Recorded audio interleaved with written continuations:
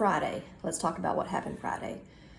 Before we get into that, what you should know is that we were presented with a one-sided legal opinion by the National Board of Management in our welcome packet. This was an opinion written by an attorney named Samuel R. Bagenstos. You should go look him up and see what his politics are.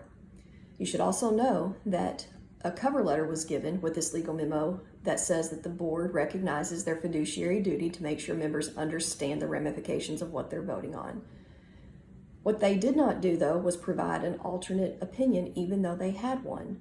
So in January of 2025, the Center for American Liberty, a nonprofit started by the now Assistant Attorney General for Civil Rights, Harmeet Dillon, sent a 14-page, very robust legal memorandum to my chapter and to the National Society explaining why she and attorney Mark Trammell believe the DAR is within its First Amendment rights to maintain membership eligibility as one for biological women only.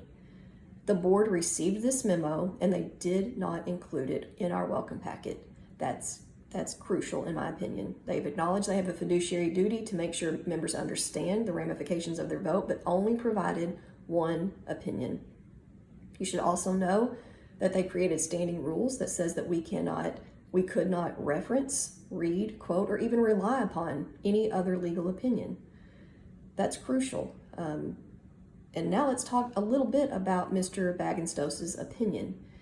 He bases his argument on the District of Columbia Human Rights Act of 1977. He says that the DAR is subject to those provisions because we are a place of public accommodation, but he does not even make mention of the fact that the membership side of the organization is different when it comes to that act.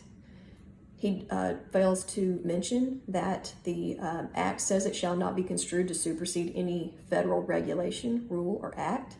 He also fails to reconcile the fact that there are other protected characteristics under that act that the DAR would be subject to, meaning men.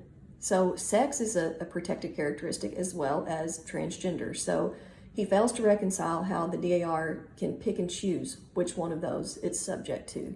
So those are some key things to know about this opinion. Now, I'm going to talk about some things that we uncovered during the meeting in a different video, and we'll come back to talking about this opinion from Mr. Bagenstos, this attorney out of Michigan.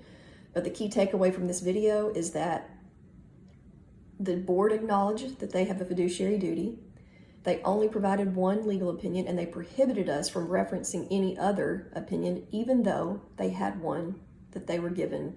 A 14-page legal memo from the Center for American Liberty versus this 3-page memo from Samuel R. Bagenstos.